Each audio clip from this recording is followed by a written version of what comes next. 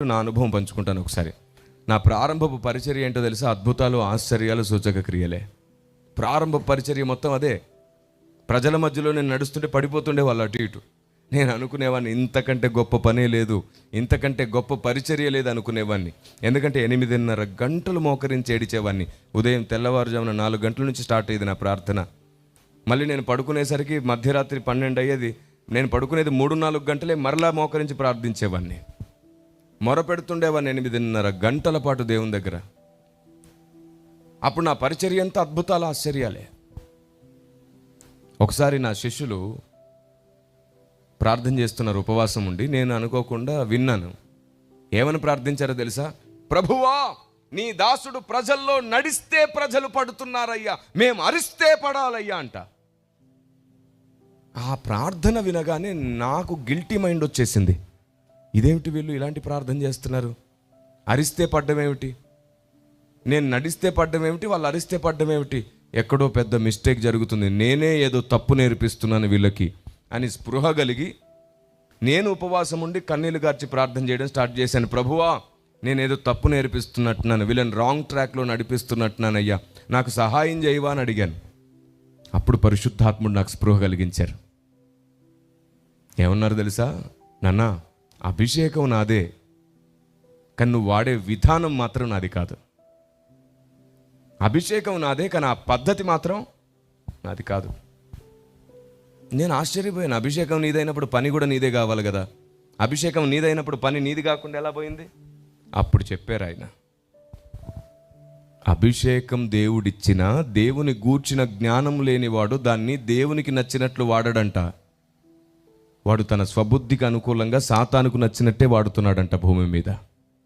అందుకే నాయకులు, అనుభవజ్ఞులైన నాయకులు ఉండడం చాలా అవసరం, చాలా అవసరం. నేను దేవుని లేఖనాధారాలు అడిగాను. ప్రభువా, సమాజానికి నేను బోధించాలంటే లేఖనం కావాలి. అప్పుడు దేవుడు నాకు చెప్పాడు, పడిపోయిన కెరూబు ఉన్నాడే, వాడు పరలోక రాజ్యంలో ఉన్నప్పుడు యథార్థవంతుడు, అభిషేకించబడ్డ కెరూబు. ఏ దేవదూతకైనా దేవుడు సామర్థ్యతలు ఇస్తేనే ఉంటాయి, స్వతహాగా ఎవరికి ఏ శక్తులు ఉండవు, ఏదైనా దేవుడు ఇవ్వాల్సిందే. మరి పడిపోయిన కెరూబుకు దేవుడిచ్చిన సామర్థ్యతలు, దేవుడిచ్చిన శక్తులే.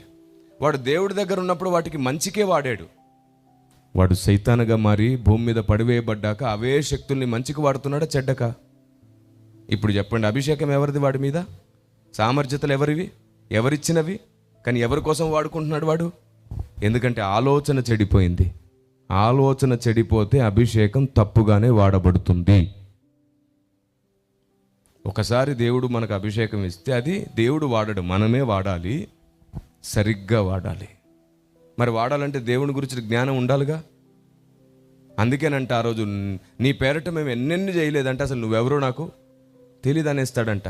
నీకు నచ్చింది చేసావు, నాకు నచ్చింది చేయలేదు, అందుకు నువ్వెవరో తెలియదు. ఆ పరిస్థితి ఎవ్వరికి రాకుండానుగాక, ఆ పరిస్థితి ఎవ్వరికి రాకుండానుగాక.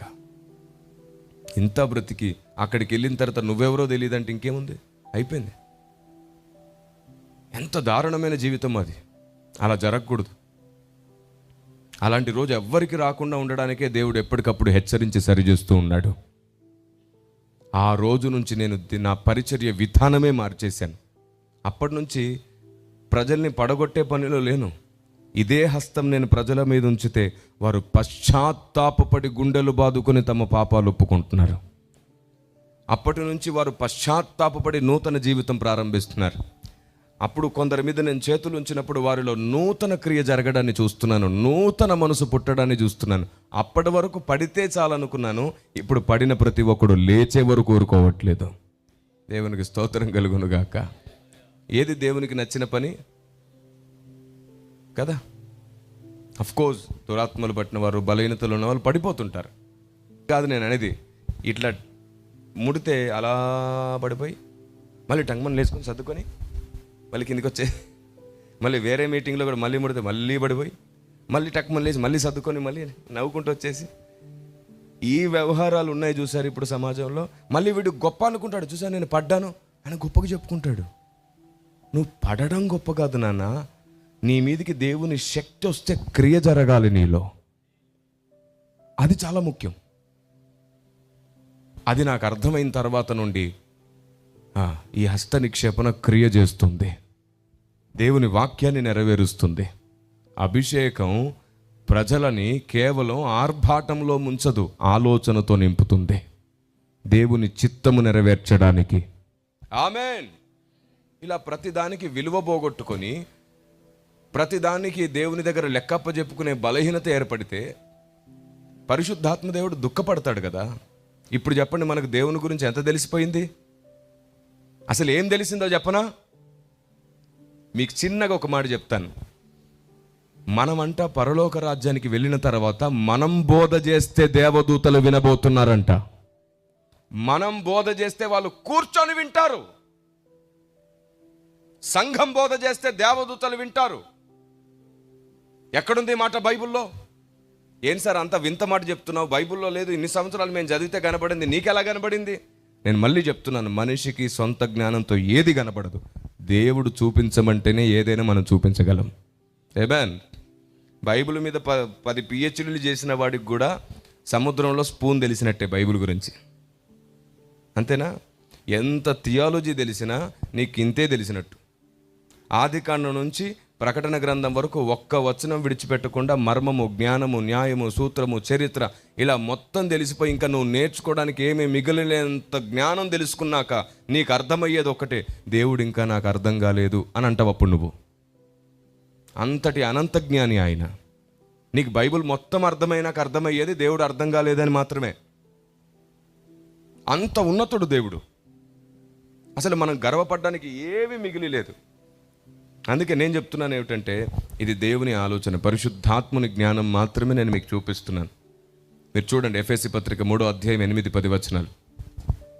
ఎఫెసీ పత్రిక 3వ అధ్యాయం 8-10 వచనాలు చూడండి. ఎవరైనా ఒకరు చదువుతారా?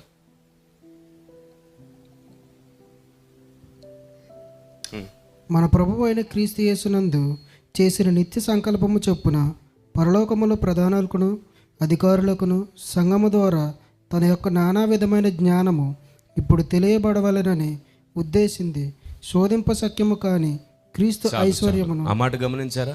ఇంకోసారి చదవండి బ్రదర్. దేవుడు మన ప్రభువైన క్రీస్తు యేసు. అక్కడ ఏముందంటే, దేవుడు మన ప్రభువైన క్రీస్తు యేసునందు చేసిన నిత్య సంకల్పం చొప్పున పరలోకములో ఉన్న ప్రధానులకును అధికారులకును అంట. ఎక్కడున్న వాళ్ళంట వీళ్ళు? పరలోకంలో ఉన్న ప్రధానులకును అధికారులకును సంఘము ద్వారా దేవుడు తన నానావిధ జ్ఞానం తెలియజేయాలనుకుంటున్నాడు. ఆమేన్. ఏం బోధించాలనుకుంటున్నాడంట? నానావిధ జ్ఞానం. ఇప్పుడు నేను అడుగుతున్నాను, మనం వెళ్ళి దేవదూతలకు దేవుని జ్ఞానం బోధించాలంట. ఒకవేళ రేపే మీ జీవితానికి ముగింపు అయితే మీరు అక్కడికి వెళ్ళి వాళ్ళకి చెప్పడానికి ఏమైనా నేర్చుకున్నారా?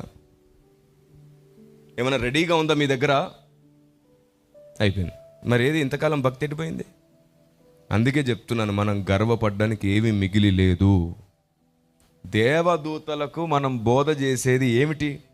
అక్కడికి వెళ్ళి మళ్ళీ జక్కయ్య గురించి తెలుసా? ఓ దేవదూతలారా, అబ్రహాం, ఇస్సాకు, యాకోబు తెలుసా? రక్తస్రావం కలిగిన స్త్రీ గురించి తెలుసా? విశ్వాసం అంటే ఏంటో తెలుసా? నమ్మకత్వం అంటే ఏంటో తెలుసా? అంటే వాళ్ళు అంటారు, ఎవరే అంత కష్టపడి భూమి మీద భక్తి చేసి మళ్ళీ పరలోకానికి వచ్చి సండే స్కూల్ స్టార్ట్ చేసేవేమిట్రా అంటారు వాళ్ళు. అందుకే దేవుడు అక్కడ రాయించాడు నానావిధ జ్ఞానం. ఇప్పటికీ దేవుని చట్టం వారికి పూర్తిగా అర్థం కాలేదు, దేవుని ఆలోచన విధానం పూర్తిగా అర్థం కాలేదు, ఇప్పటికి వారికి దేవుడు ఏం చేస్తున్నాడో పూర్తిగా అర్థం కాలేదు. ఈ మనుషుల్ని దేవుడు ఇలా సృష్టించడం వెనకాల ఆయన ఉద్దేశం ఇంకా వాళ్ళకి అర్థం కాలేదు. చివరికి వాళ్ళకు కుమారుడైన దేవుడు కూడా ఇంకా అర్థం కాలేదు. ఆయనకు నమస్కరించమని తండ్రి చెప్తే వాళ్ళు ఇంకా నమస్కరించడానికి ఇష్టపడట్లేదు. అందుకే హెబ్రీ పత్రికలో రాయబడింది, ఒకరోజు మనం ఆయనతో పాటు వెళ్ళినప్పుడు వారందరూ తిరిగి నమస్కరించబోతున్నారంట. మన వల్ల తిరిగి ఆయనకు ఘనత రాబోతుంది. దేవునికి స్తోత్రం కలుగునుగాక. Praise the lord.